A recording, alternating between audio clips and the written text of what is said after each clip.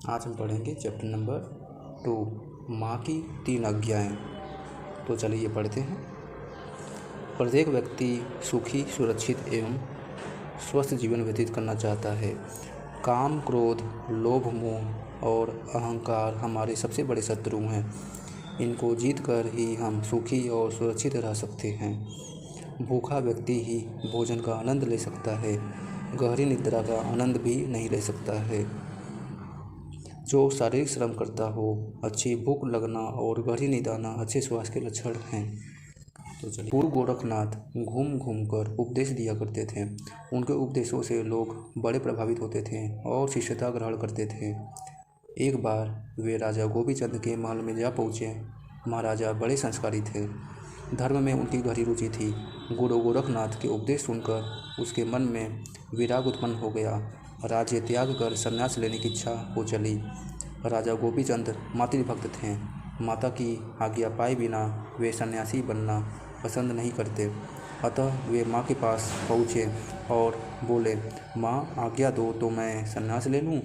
प्रत्येक सुख विद्यमान रहते हुए राजा ने बड़ी दृढ़ता से यह बात अपनी माँ से कही थी।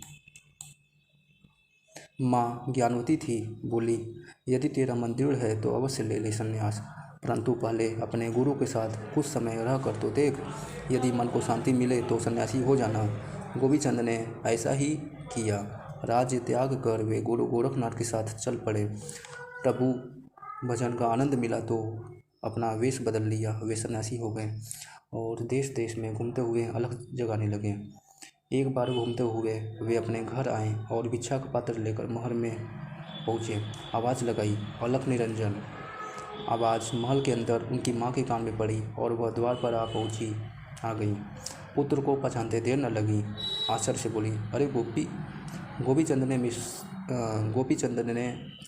ने भिक्षा पात्र आगे बढ़ाते हुए कहा, हाँ माँ, तुम्हारा गोपी अब भिक्षुक है, भिक्षा लेने आया है। माँ ने सोचते हुए कहा, ठहर, मैं तुझे अवश्य भिक्षा दूंगी। यह कहकर वह अंदर चली गई और चावल के 3 दाने ले आई। एक एक कर तीनों दाने भिक्षा पात्र में डाल दिए। गोपीचंद ने आश्चर्य से उन दानों को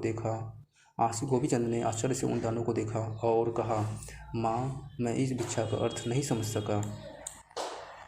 माँ ने कहा, नहीं समझा तो सुन, प्रत्येक दाना का एक आज्ञा है।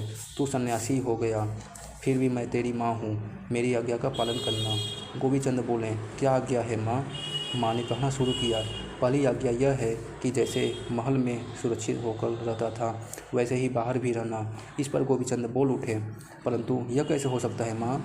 मैं अब राजा नहीं, अपनी सुरक्षा के लिए सिपाही और मंत्री नहीं रख सकता। माँ ने कहा, सिपाही और मंत्री की आवश्यकता नहीं, परंतु स्मरण रहे कि काम, क्रोध, लोभ, मोह और अहंकार के डाकू सदा आसपास रहा करते हैं।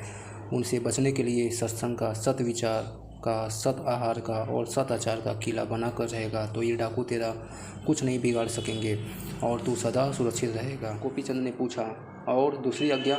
माँ ने कहा, दूसरी आज्ञा यह है कि जैसे महल में नाना प्रकार के भोजन तैयार होते थे और तू स्वाद से खाया करता था, वैसे ही जंगल में भी खाना। इस पर गोपीचंद पूछ बैठे, परंतु जंगल में ऐसा भोजन बनाएगा कौन? जब तू दिन भर परिश्रम करेगा और योगाभ्यास करेगा तब भूख लगेगी। रूखा सूखा जो भी खाएगा उसी में तुझे रस भरे पकवानों का स्वाद आएगा। स्वाद पकवानों में नहीं, भूख में है, माँ का उत्तर था। तीसरी आज्ञा क्या है माँ? गोपीचंद ने पूछा। माँ ने कहा, महल में तेरे पास कितने ही नौकर चाकर थे, सुंदर झूले में झूलता था, सेवक सेवा करते थे, दासियाँ गीत गाती थीं, उनकी मधुर ध्वनि से तू गहरी नींद में सो जाता था। उसी प्रकार वन में भी गहरी नींद सोना। गोपीचंद बोल उठे, यह कैसे होगा?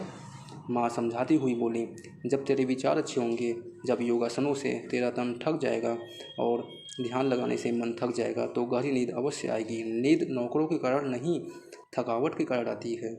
गोपीचंद ने माँ की तीनों आज्ञाएं सिरधार्य कर अपनी राह ली। धन्यवाद।